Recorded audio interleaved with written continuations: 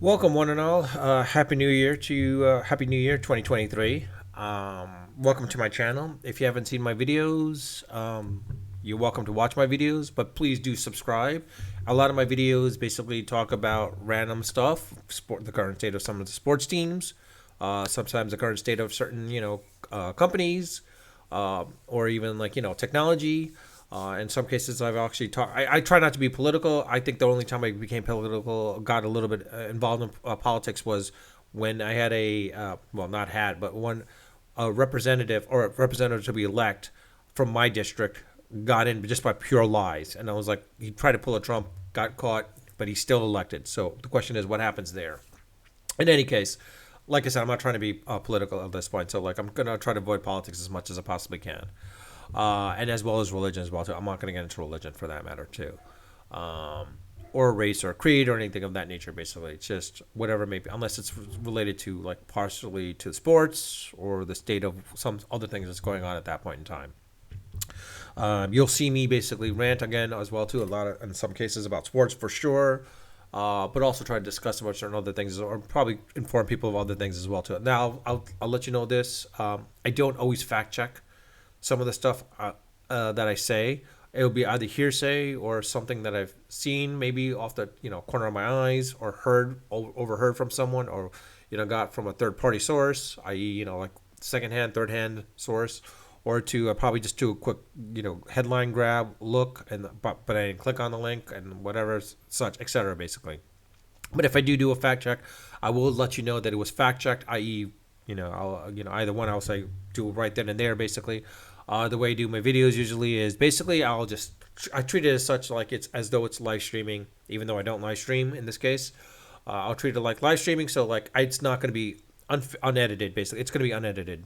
There's no edits whatsoever. So like I'm not going to like make if I make mistakes, it's going to be mistakes. I'm not going to like try to like splice the best of basically, and I'm not going to have graphics. So that's where the unfiltered part aspects is. There's not going to be any filters in place, no background effects or anything like that, and it's always going to be definitely always unrehearsed.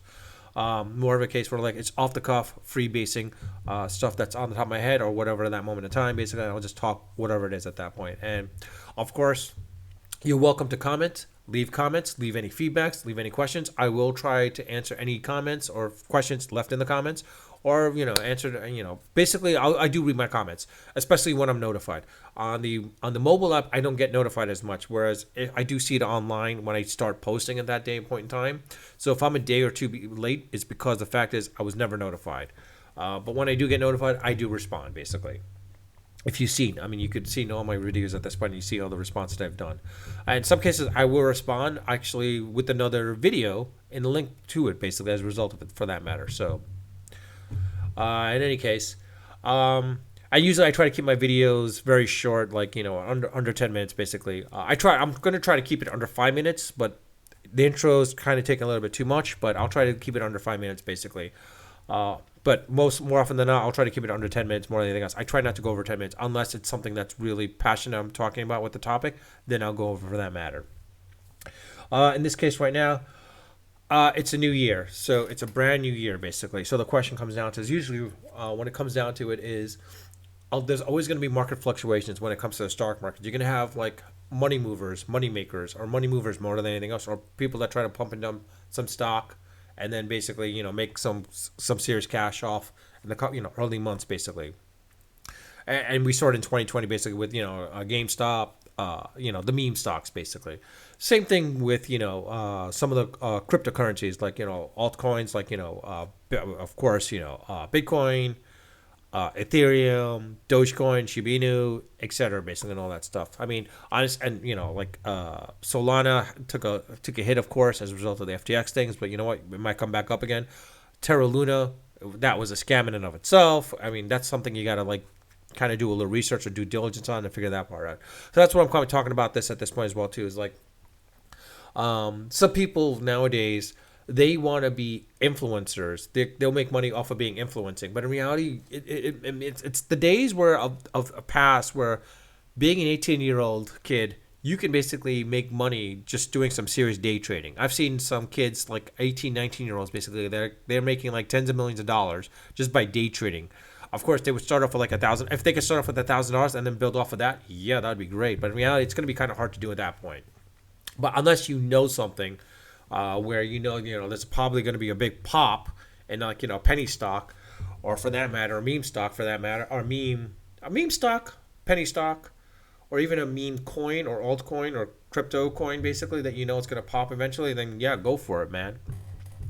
If just you just got to do your due diligence. That's all it really comes down to, basically. More often than not, people aren't doing their due diligence. They're basing it off what someone's saying. Now, mind you, like there was a Discord server at one point where someone said, like, there were a group of guys. Basically, they collaborated with each other pretty much. They said like, hey, you follow us, we'll do the exact same trades you guys are doing, basically. And like, if we make money, you guys make money. If we lose money, you lose money. Reality, that was a bunch of bogus crap. They even said like, we love bilking these idiots for like their money. Basically, it's more of what they were doing is they would buy the stocks firsthand. Then they'll tell other people about the stock, and of course, it's like it was a pump and dump scheme, and that's what people were falling for it, basically.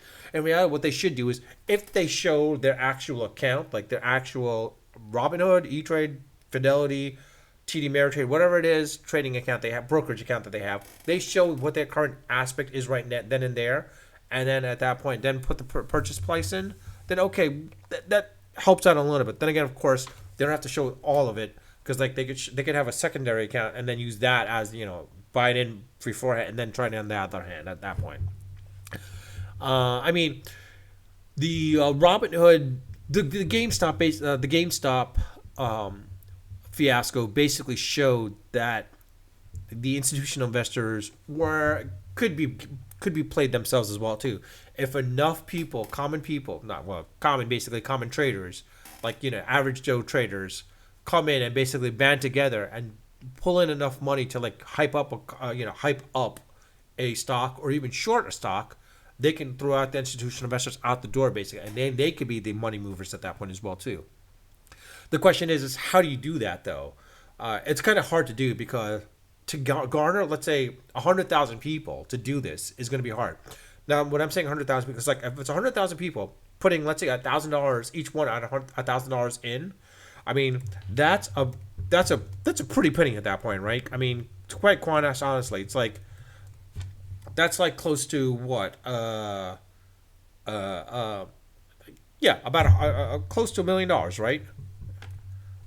Anyways, but like, well, not $1 million, but you get what I'm saying, basically. Sorry, my math is a little off, basically, but it's more of a case where like you have 100,000 people basically going for putting $1,000. That's like pretty much $100 million right then and there that you're like shifting the stock to go upwards at that point. Now the question is, if it's $1,000 on what stock, that's a whole different story as well too. I mean, you could do not a penny stock, but more of a stock that's like under the range of $5. You could raise that up seriously to like $30, and then each one basically making some serious money. It's a question of, can you find some stocks where that institutional investors are expecting to short them, and then you just go in and do it.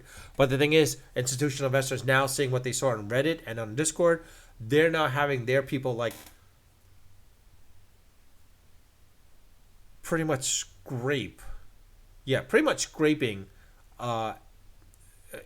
all these platforms to see like if there's notions of people like trying to hype up something. They're like, okay, I think we shorted this, maybe we like hedge our bets and go at that aspect and like buy into it as well too, just in case.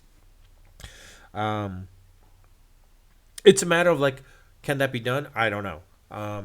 Can you get 100,000 people to do that? It's possible, but you know what, you never know.